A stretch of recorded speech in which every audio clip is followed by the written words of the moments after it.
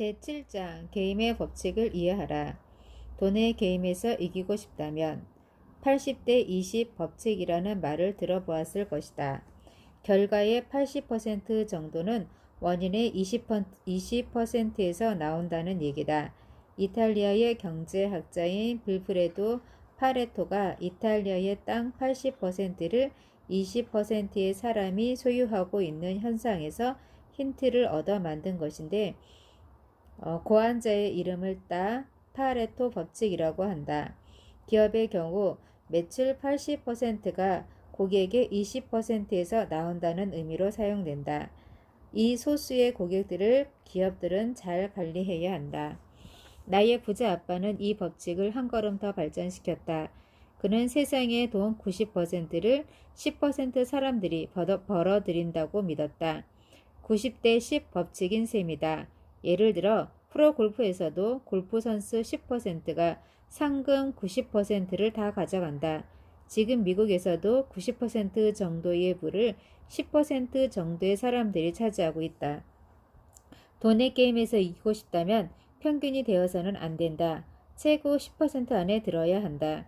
90%의 사람들이 경제적으로 평범할 수밖에 없는 이유는 그들이 평범한 조언을 따르기 때문이다. 평범한 조언에는 다음과 같은 것이 있다. 1. 좋은 학교에 들어가라. 2. 좋은 직장을 잡아라. 3. 열심히 일하라. 4. 돈을 아껴 써라. 5. 집이 최고다. 집은 가장 큰 자산이자 투자 대상이다. 6. 버는 돈보다 적게 써라. 7. 빚은 빨리 갚아라. 8. 주식, 채권, 뮤추얼 펀드에 골고루 분산하여 장기 투자하라. 9. 퇴직하면 정부 연금으로 살 수 있다. 10. 오래오래 행복하게 산다. 오래오래 행복하게 산다는 말은 내가 덧붙인 것이다. 위의 금융 조언은 아이들에게 들려주는 동화와도 같기 때문이다. 사람들이 오래오래 행복하게 사는 것은 동화에서만 가능한 일이다. 이런 조언들은 제2차 세계대전 시대가 믿었던 동화와 똑같다. 하지만 이 동화는 현실이 아니다. 내 또래의 사람들, 베트남 전쟁 세대는 한때 잘 사는 사람도 있었지만 지금은 대부분 경제적 위기를 겪고 있다. 이 동화를 믿었기 때문이다. 베이비붐 세대 대부분 주식시장이 되살아나 퇴직 후 넉넉한 돈을 돌려받을 수 있기를 바란다. 오늘날 대학생들은 졸업 후 직장을 갖지 못할까 두려워한다. 좋은 학교에 들어가라, 좋은 직장을 잡아라와 같은 조언을 지나치게 믿기 때문이다. 부자들은 사람들이 이 10가지 동화를 모두 믿기를 바란다.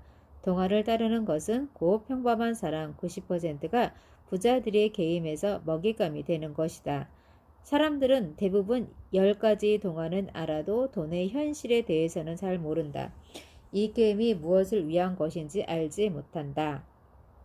실제 우리 삶에서 적용하는 게임의 법칙. 부자들이 만든 세상은 바로 현금 흐름을 확보하는 게임의 장이다.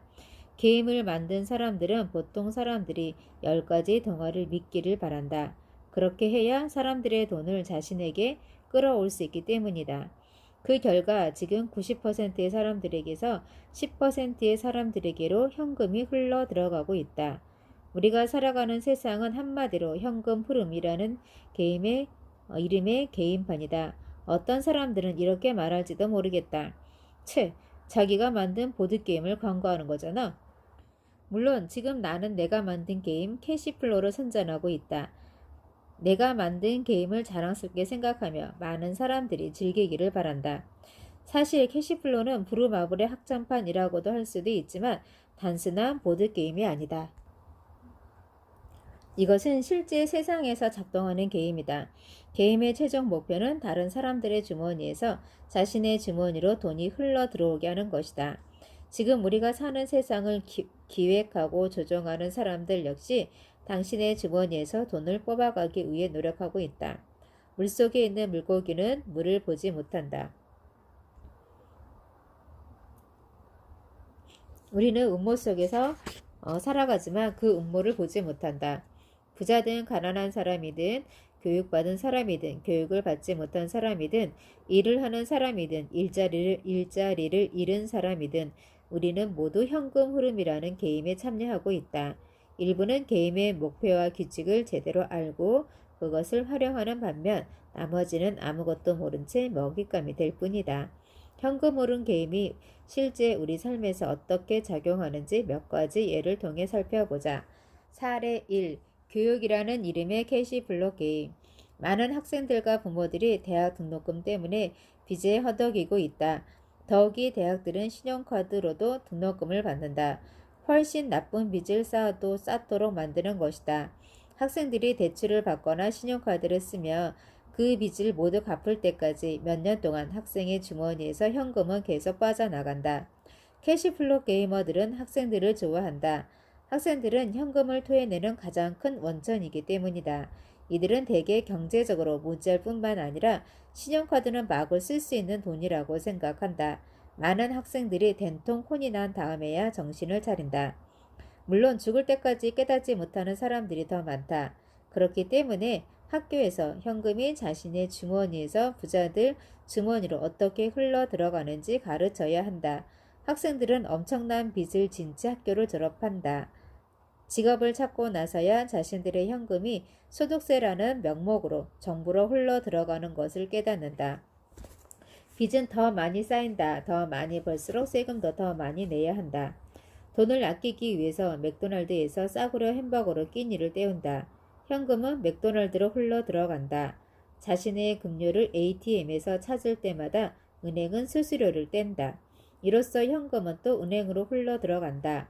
차를 살 때도 현금은 자동차 회사, 금융회사, 정유회사, 보험회사, 그리고 각종 세금의 형태로 정부로 흘러 들어간다. 집을 살 때는 현금이 대출은행, 보험회사, 케이블 TV, 수도, 전기, 난방, 그리고 취득세 형태로 정부로 흘러 들어간다. 퇴직연금을 위해 매달 적립하는 뮤추얼 펀드를 통해 현금은 월스트리트로 흘러 들어간다. 또한 뮤추얼 펀드의 수익금 중 일부는 수수료 형태로 펀드 매니저에게 흘러 들어간다. 나이가 들고 건강이 나빠지면 현금은 양도원으로 흘러 들어간다. 죽을 때도 남겨놓은 재산에 대한 상속세를 통해 현금은 정부로 흘러 들어간다. 보통 사람들의 삶이란 이처럼 계속해서 빠져나가는 현금을 채워넣기 위해 고군분투하는 것이다. 90%의 사람들이 경제적 곤란을 겪는 이유는 현금이 늘 어떤 사람에게서 나와 다른 사람에게로 흘러 들어가기 때문이다. 게임의 법칙이 무엇인지 아는 10%의 사람들에게로 현금은 계속 흘러 들어간다. 90%가 열심히 일할수록 더 많은 돈을 벌수록 10%에게는 더 많은 현금이 흘러 들어간다. 나의 가난한 아빠는 아주 열심히 일했다. 더 많은 돈을 벌기 위해 학교로 돌아가 더 높은 학위를 받았고 특별한 직업 훈련을 받았다. 그렇게 번 돈 중 일부를 저금했다. 하지만 현금 흐름 상황은 더욱 나빠졌다. 빠져나가는 현금을 막을 길이 없었다. 일자리를 잃고 난 뒤에는 돈은 하나도 들어오지 않고 계속 빠져나가기만 했다. 경제적 파산 위기까지 몰렸다. 학교는 아이들에게 현금 흐름에 대해 가르치지 않는다. 학교가 가르치는 것은 고작 은행에 저축하고 뮤추얼 펀드에 투자라는 것이다. 다시 말해 자신의 돈을 부자에게 퍼주라고 가르친다. 내가 학교를 운영한다면 빠져나가는 현금 흐름을 통제하고 들어오는 현금 흐름을 만들어내는 법을 가르칠 것이다. 이에 대해서는 다음 장에서 자세하게 설명할 것이다.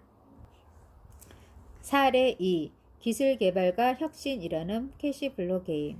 휴대전화와 현금 흐름 둘 중에 무엇이 먼저 있었을까?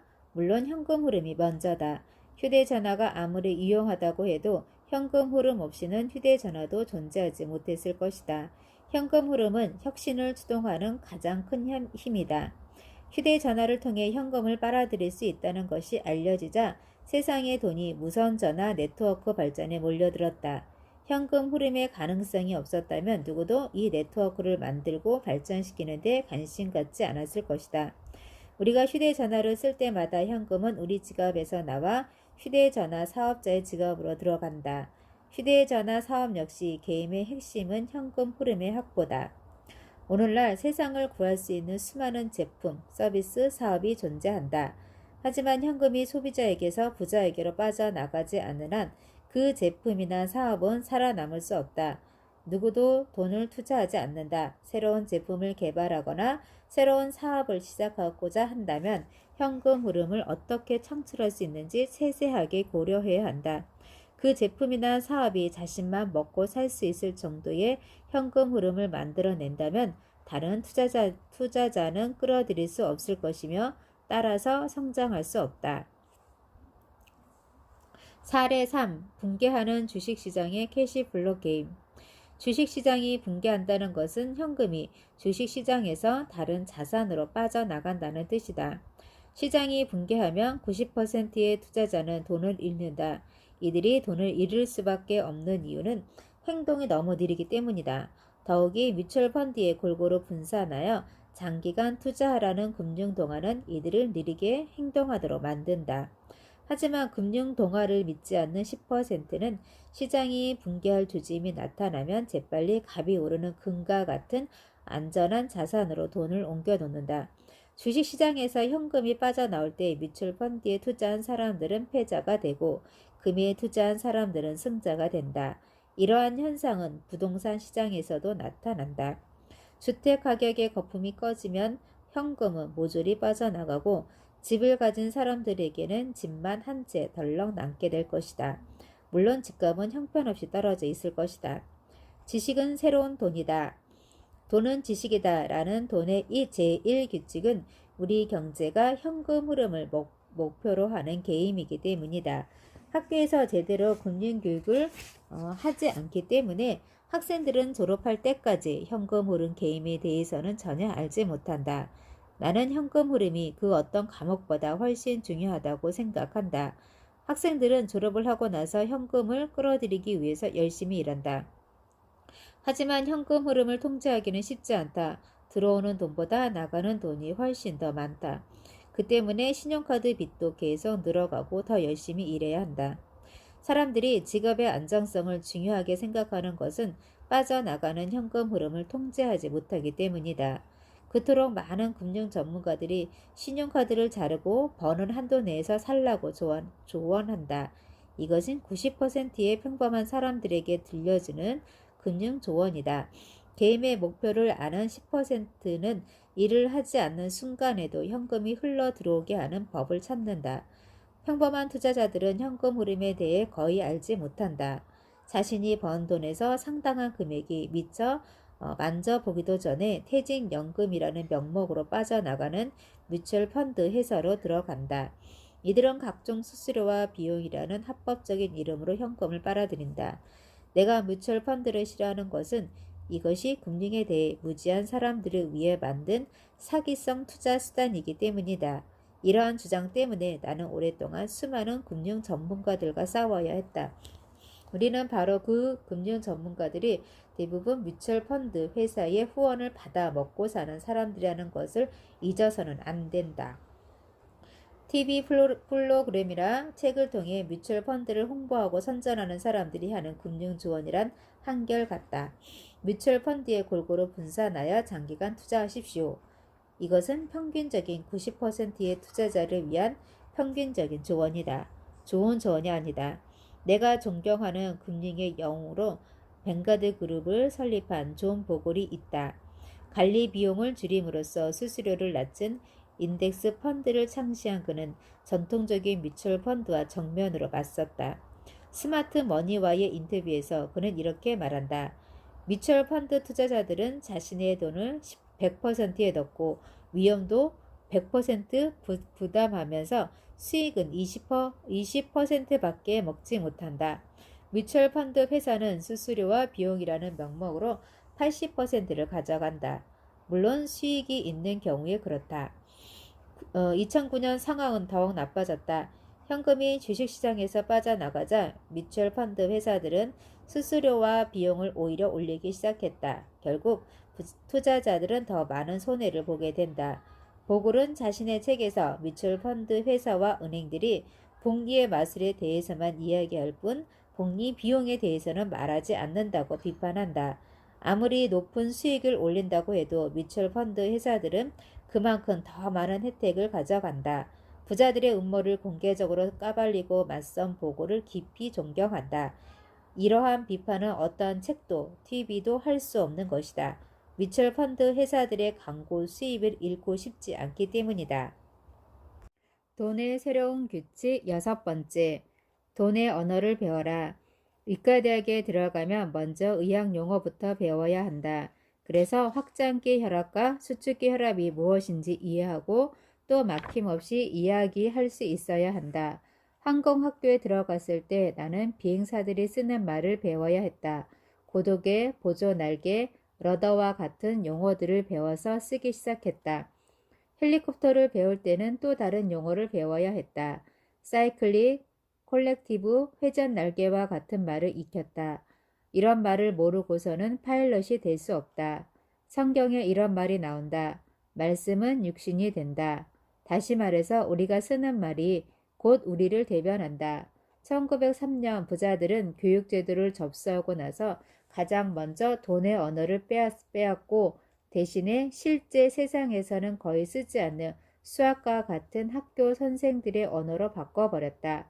전체 인구의 90%가 경제적으로 곤란을 겪는 주요한 이유는 바로 돈의 언어를 배우지 못했기 때문이다.